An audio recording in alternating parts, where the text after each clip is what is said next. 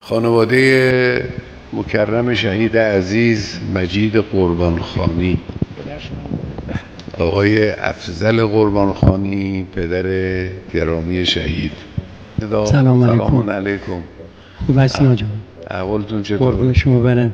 خوبید انشاءالله؟ ممنونم بزرگواری. خانم فاطمه ترکاشوند مادر گرامی شهید، سلام علیکم. سلام عرض می‌کنم خدمت شما. خوشحالیم که چنین روزی در خدمت شما هستیم. آقا جان، من یه دونه پسر داشتم، آقا مجید، در شروع دامادی بودن، قسمت نشد. خدا انشاءالله درجات شهید کن. بله، پیکرش سال 94 شهید شد. چند سالشون بود؟ 25 سالش بود.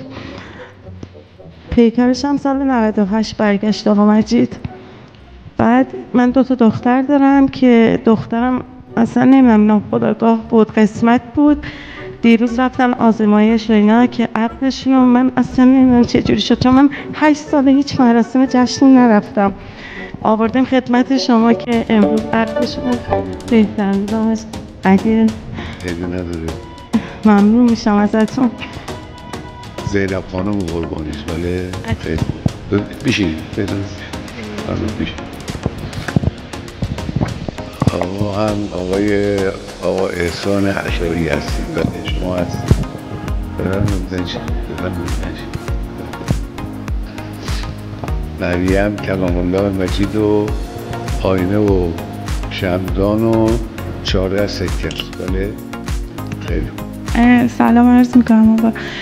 قرار بود مهریه من 69 تا باشه به نیت حروف ابجد اسمم و تاریخ تولد داداش مجید، ولی چون شما 14 تا بیشتر نبود دیگه ما هم گفتیم هرچی آقا بگم. 14 تا بیشتر نمون. خدا انشالله به زندگیتون برکت میده، شیرین میکنه زندگیتون. افتکار اینه مهریه و اینا چیزای مهمی نیست. خیلی خوب. حالا زینب خانم من رو وکیل کنید که عقدتون رو با آقا احسان بخونم. بله آقا. وکیلم؟ بله. آقا احسان من رو وکیل کنید که عقدتون رو با زینب خانم بخونم. وکیلم؟ بله. بسم الله الرحمن الرحیم. علی کتاب الله و سنت نبیه و منهاج امیر المؤمنین و الائمة المعصومین علیهم السلام. به همسری دائمی دادم خانم زینب قربانخانی رو به آقای احسان عطایی هارونیه به مهریه کلام الله، آینه و شمدان و 14 سکه بهار آزادی و به شروطی که در عقدنامه قید شده. اون شروطم جزو موارد عقد ماست. همسری خانم زینب قربانخانی را برای آقای احسان عطایی هارونیه قبول کردم به همون مهریه و همون شروط. انکحت و موکلتی زینب لموکلی احسان على الصداق و على الشروط. قبلت النکاح لموکلی احسان على الصداق و على الشروط. زوجت موکلتی زینب بموکلی احسان على المهر و على الشروط. قبلت التزویج لموکلی احسان على المهر و على الشروط. انشاءالله مبارکه. انشاءالله زندگی شیرین داشته باشید، با هم بسازید، با هم همکاری کنید در همه امورتون. انشاءالله با هم با محبت و صفا و صداقت رفتار کنید. انشاءالله فرزندان زیادی هم خدا بهتون بده. زنده باشید. فقط آقا جان ما انگشترم وقت نکردیم بگیریم، یه انگشتر به من همسرم محبت کنیم. بیاد اینجا بهش بدم. به 2 تامون آقا جان.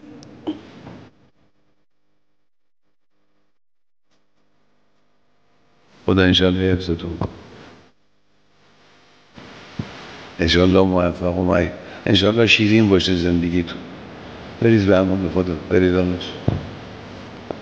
آقا جان یه خواهشم از شما دارم، یه لطف بکنین که به مادر آقا مجید بگیم روسریش عوض کنه. مادر آقا مجید روسریشون مشکیش لباس مشکیتون رو عوض کن. اگر ما میدونستیم چشممون باز بود میفهمیدیم که اینها چه مقاماتی دارن، عزاداری و گریه و اینا شادی را مینداخت. مدام ماها چشممون نزدیک بینه، نمیفهمیم اینا در کجا هستن، چه حالی داشتن.